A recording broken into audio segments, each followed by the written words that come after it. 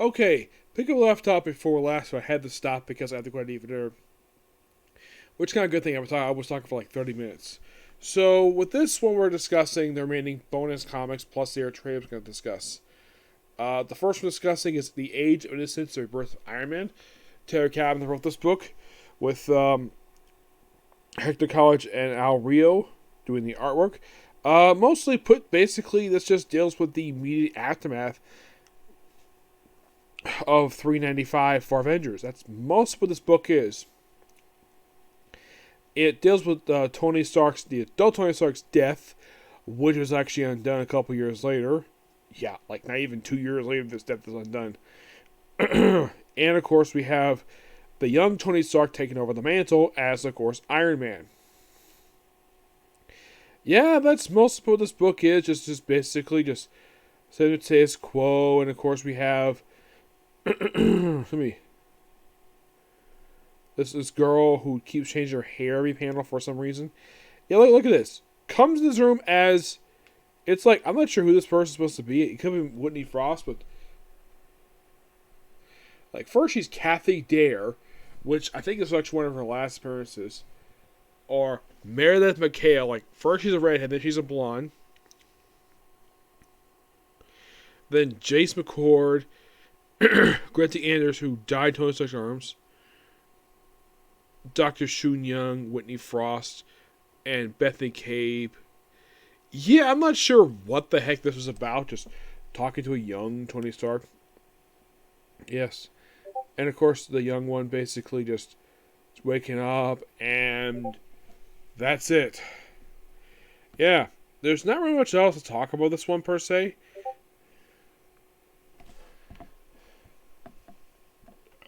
Excuse me. Yeah, it's a good one shot. It's just basically just a backdoor pilot. We'll get some stuff later. Mm-hmm.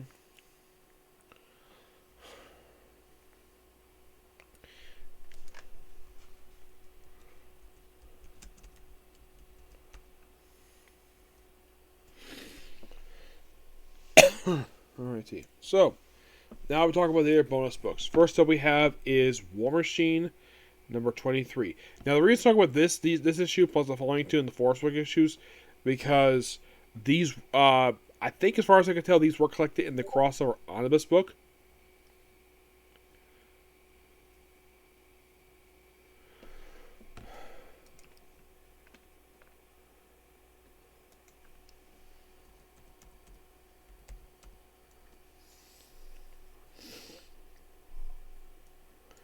Yeah, so basically, with the last few issues of, let's say, War Machine, let's say this is a crossing from this is by Dan Abnett. Yeah, he does the writing for this one. Mostly put for this issue and the following two issues, it just deals with the aftermath of basically the crossing. It's, well, how he dealt with it.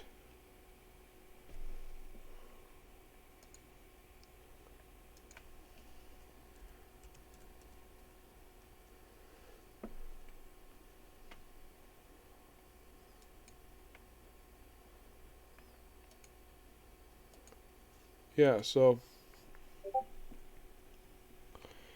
yeah, we have Rhodey on a satellite, or like a space station. Yeah, we're just slowly wrapping up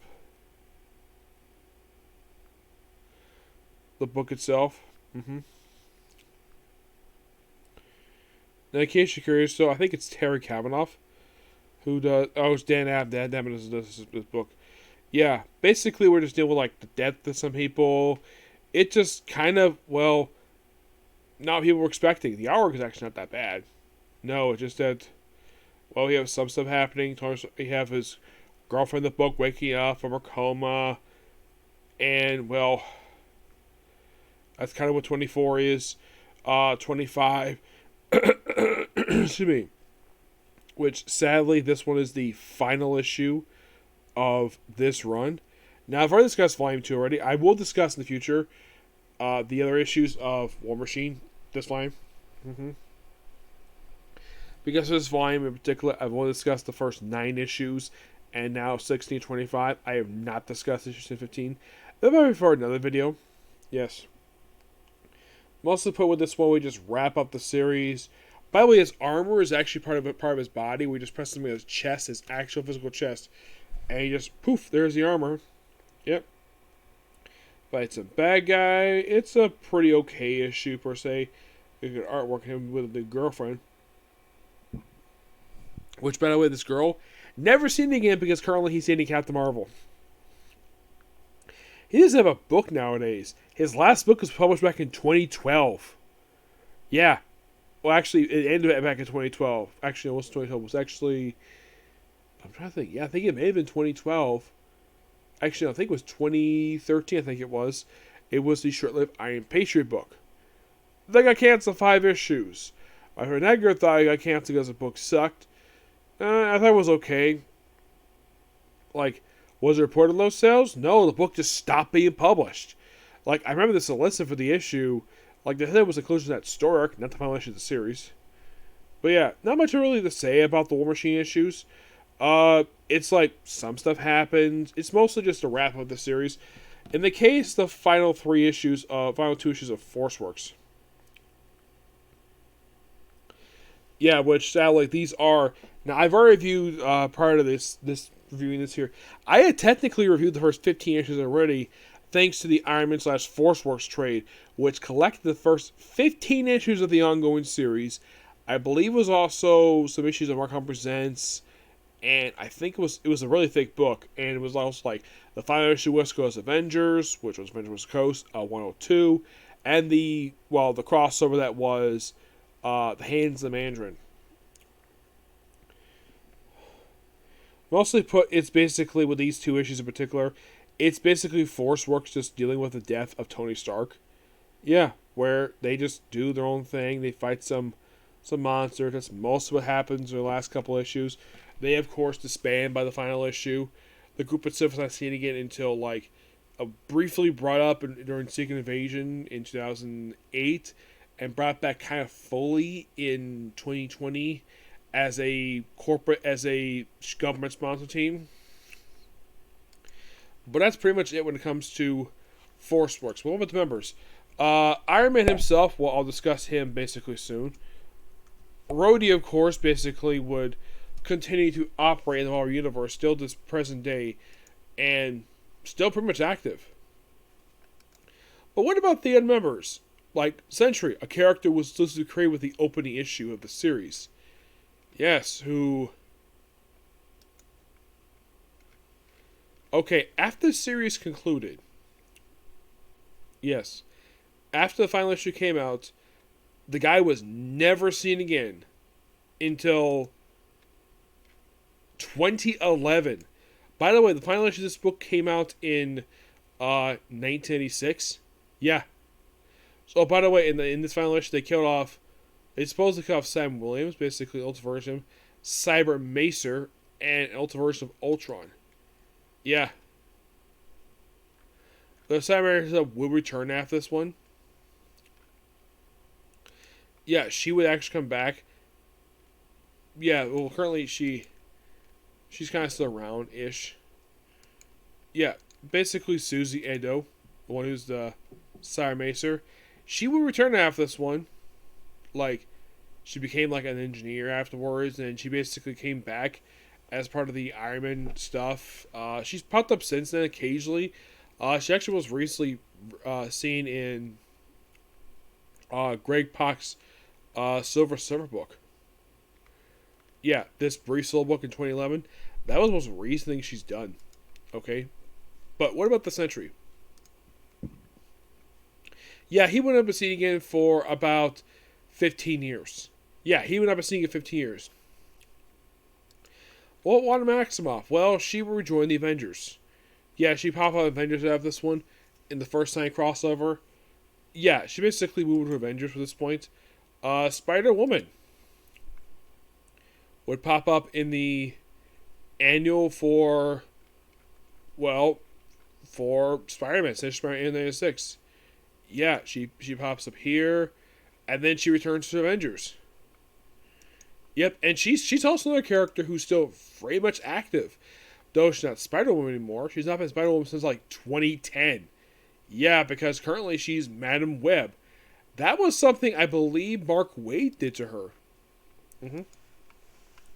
Yes. So, yeah, pretty much like right after the Force Book series wrapped up, it's like she appeared in like two comic books, like Station of Spider-Man in '96, and then she moved to Avengers, where she appeared there for about a little over a year.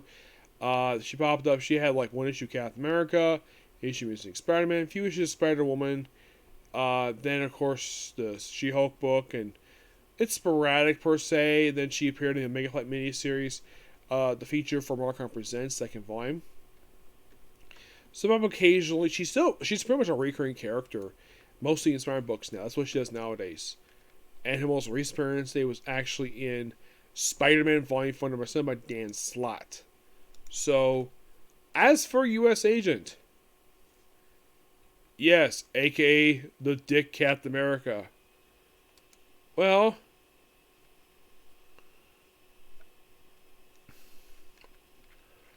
if you're curious, what the heck happened to him? Like right after this series wrapped up, like did he return to Iron Man? Like did he return to Captain America at this point? Like once the series wrapped up, because well the series is over. Well, like in the case of Spider-Woman, he appeared for a couple issues. Popped up Ultra Girl and Captain America Legend appeared for the opening few issues of Avengers. Mostly, but it was like very sporadic, like Captain America, Thunderbolts, Wolverine, another Avengers issue, more Thunderbolts, Avengers Forever, some Captain America issues, Max Security, his own miniseries. Popped up New Invaders for the whole run. Was it Mega Fly, Marvel Presents. He was in Mighty Avengers on Dan Slott, where he was practically a starring character in the book. Up until 32, when he was off the team. Popped up in Hercules, more Thunderbolt stuff. He popped up a lot of Thunderbolts, but probably because basically he was awarded. And then he, well, still occasionally appeared for Dark Avengers. If you're curious, though, his most recent appearance, it was actually an issue of Daredevil. Yeah, an issue under Chip Zdarsky. Yeah, that was the most recent comic he's featured in. Excuse me. Okay, what about there's a guy called Fisher Todd. He, if you're really curious, after this book was concluded, he was never seen again. He was just a support crew. Yeah. Plato, the AI, well, if you're curious though, he was, he did pop up for a manual book, but he was never seen again.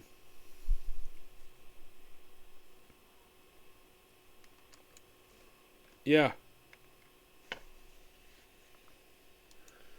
What about Moonraker, the guy who dated Julia Carpenter?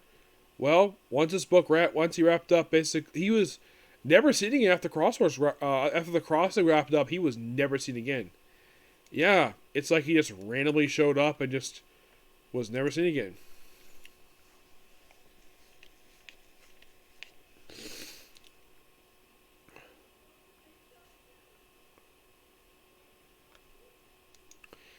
Yeah. But you were thinking, okay, what about the rest of the group? Well, people who are part of the group anyways.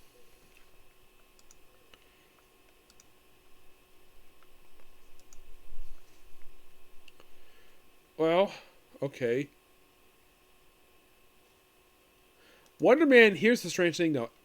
He was killed in the opening issue of that series. Yep, he was killed in the very first issue. And then here's something interesting though about it. After this issue, this guy, well, he would return. Yes, he would return after this.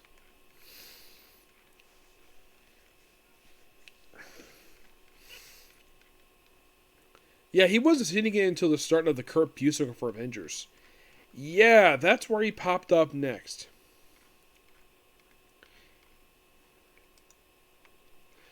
Now, here's an obvious question. Why in the world did Dan Abnett have him die in the opening issue of Forceworks? Yeah, he died in the opening issue, popped up in issue 14. I think issue 4 was a flashback. I don't think it was actually him. Oh, he was mentioned. Okay, Tales of Marvel Wonder Years. That was like a flashback issue. That doesn't. It takes place during 198, so it doesn't count. So I think it was not until Avengers Volume Number 2. That's when he returned, and he appeared a lot in the Marvel Universe afterwards.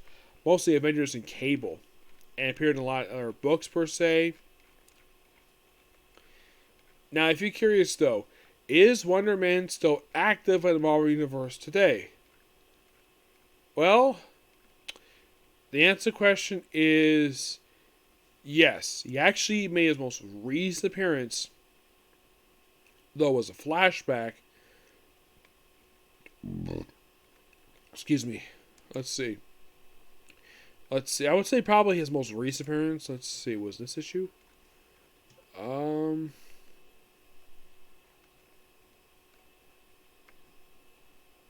Yeah, it was actually in the Excellent number 2. Just came out just this year. That was his most recent appearance to date. But at least he's still active. You're thinking, okay, so what happened to the works building, you might ask? Well, I think, as far as I can tell, once the book wrapped up, I don't think the building was ever seen again. Nope. It was never seen again. Was it destroyed? No. Surprisingly, it was still intact. I like the whole idea of the headquarters of this place, the works, where it's built into a mountain. Yes. I thought that was a really cool idea for that one. But final thoughts on Forceworks. Good series. But at the start of it, basically, it had really bad artwork. But then later on, the book got better. And it became much more tolerable of a book to read.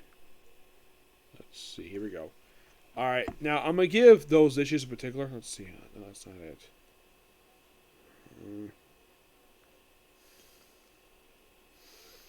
Nope. Here we go. Okay, so. But what do I give those issues? Iron Man Age of Innocence, Iron Rebirth. I'm gonna give that I'm gonna give it a 9. The final issues of Forceworks 11 and 12. I give those 2 a 9. War Machine, I give those an 8.5 because they're okay. It's not terrible. Yeah. But if you want to think, what's the best of those books? Forceworks. Forceworks, basically, I feel is a lot better writing. Okay, next up we have is The Silver Surfer. This is the first volume of the Marvel Masterworks run for the book. They have another volume on here, which basically is from the first volume for the series. Written by Stan Lee, art by John Buscema. Now, this is spin-off Fantastic Four, released in... let's see. This is released from these issues. By the way, this book collects the first 6 issues of this very short-lived ongoing series. It was released from August 1968 to June 1969. You might be thinking, that's about a year worth of comic during 6 issues.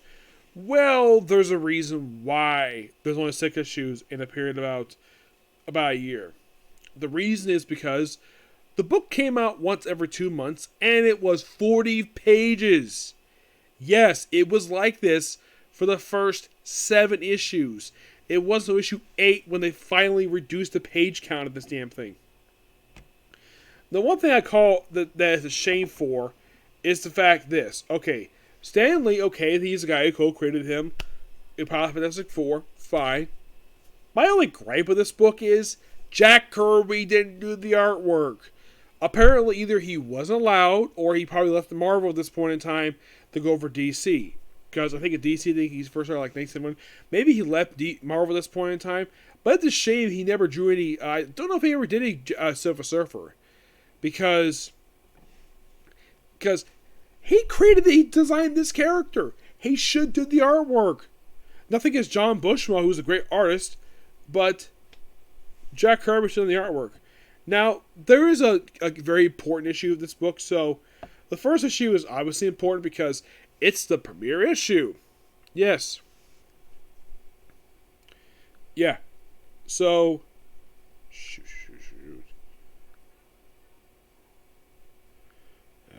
here we go. So basically, with this issue in particular, we get the origin story of the Silver Surfer. Yep, we get his origin story, where basically I him on Earth. This is probably the period of time during his exile on Earth when he was kept there. Basically, we get his story on Zen-La, his home planet. Yes, where he was a respected person on the planet. He was engaged to a woman who he's since broken up with.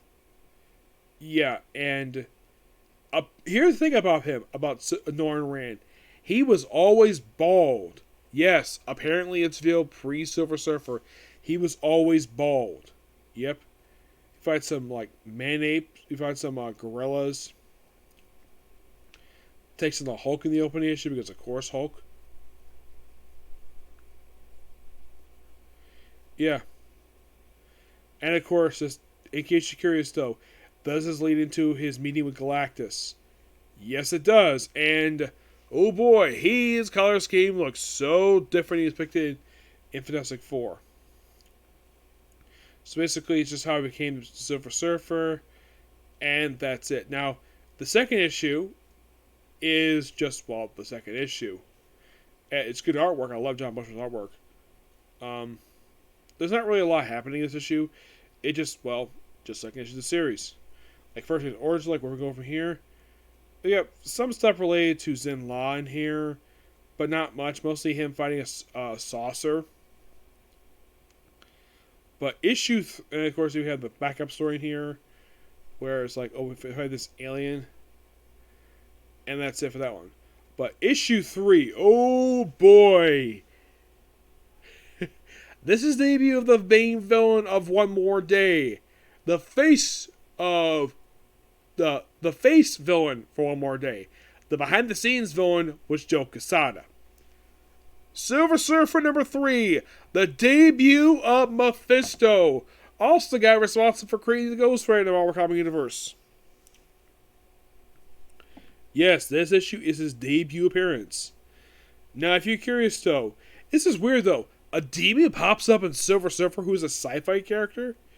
Yeah, this is weird. And here he is.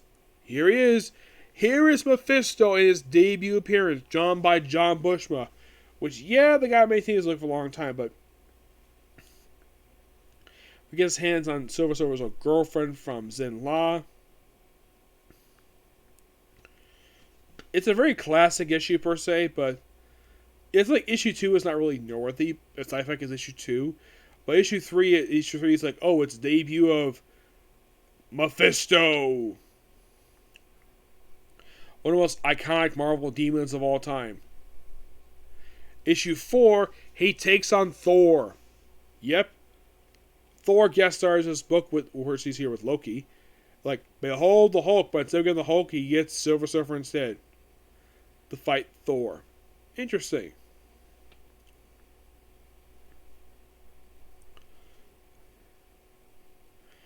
And last, just this one issue. And then issue 5, he takes on the Stranger. Yes, the Stranger. This is really funny that we have Ben Grimm take a shower, and you have Reed shaving, which is just weird. I get the fact they're best friends, but get the man some space. But they live together, so they probably have no problem with it. So, the Stranger, who I think had just last appeared on pages of X-Men number 11. So he made a quick guest appearance here before he popped up X-Men again. Yep, it is a very interesting idea. So issue 3 takes on Mephisto. Issue 4 takes on Thor. Issue 5, he takes on the Stranger. For this one issue. Also, I love how John Busher also was black. That is a correct. I like that one better than other people did. It just didn't do too well. So, you're thinking, okay, so who does Silver Surfer take on issue number 6? I'm about to find out.